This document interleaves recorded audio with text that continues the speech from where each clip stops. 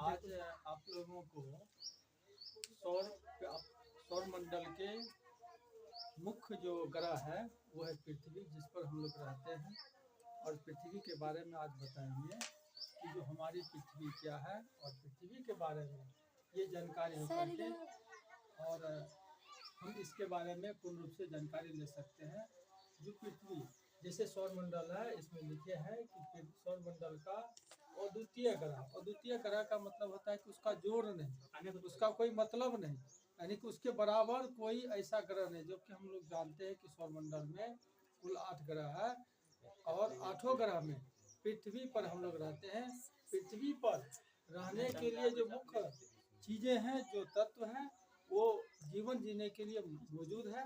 जिस वजह से हम लोग पृथ्वी पर जीवन है और पृथ्वी हमारा घर है, पृथ्वी हमारा निवास स्थल है। सौर मंडल के जितने भी ग्रह हैं उसमें जो हमारे पृथ्वी के जैसा जो जीवन जीने का जो तरीका होना चाहिए, जो तत्व होने चाहिए, वो नहीं है। हमारे जीने के लिए क्या है, मूल तत्व क्या है कि हवा, जल और मिट्टी, जिससे हमें भोजन मिलता है। जिसमें इसमें लिखे हैं कि सौर मंडल का अद्वितीय ग्रह पृथ्वी है। पृथ्वी हम लोगों का निवास स्थल है और पृथ्वी ही एक ऐसा ग्रह है जिस पर जीवन है। पृथ्वी पर जीवन जीने के लिए आवश्यक चीजें मौजूद है। सौरमंडल का बाकी ग्रह जो है जीवन जीने का आवश्यक तत्व मौजूद है। मतलब क्या कि जीवन जीने के लिए 3 तत्व होने चाहिए। एक आवश्यक चीज होनी चाहिए, जो हवा, जल और मिट्टी। मिट्टी से हमें भोजन मिलता है, जबकि हम लोग जानते हैं कि कुछ मिनट तक भी हम हवा के बिना जीवित नहीं रह सकते हैं। जबकि अन्य ग्रह जो है वहाँ पर हवा है तो पानी, मिट्टी है तो हवा, जल नहीं है। ये चीज़ है। और इसके बाद हम लोग चलते हैं कि जिस पृथ्वी की बात करते हैं, हम लोग जिस पृथ्वी के बारे में बताते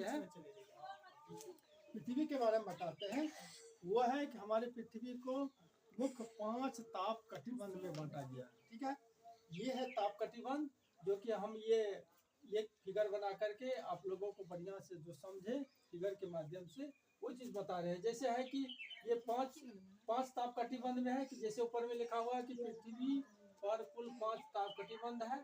और ये समझ लें कि पृथ्वी का जो ऊपरी भाग होता है हमेशा उत्तर होता है, तो उत्तरी ध्रुव, और नीचे में है कि दक्षिणी ध्रुव।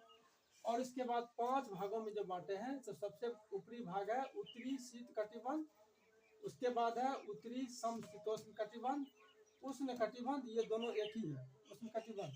इसके बाद है दक्षिणी समशीतोष्ण कटिबंध और दक्षिणी शीत कटिबंध। और इसके बाद हम लोग ये भी जान लें कि पृथ्वी पर जो है बीच में जो कटी हुई, ये जो पृथ्वी को 2 बराबर भागों में बांटती है, वो ये रेखा है जिसको हम लोग 0 डिग्री पढ़ते हैं, 0 डिग्री।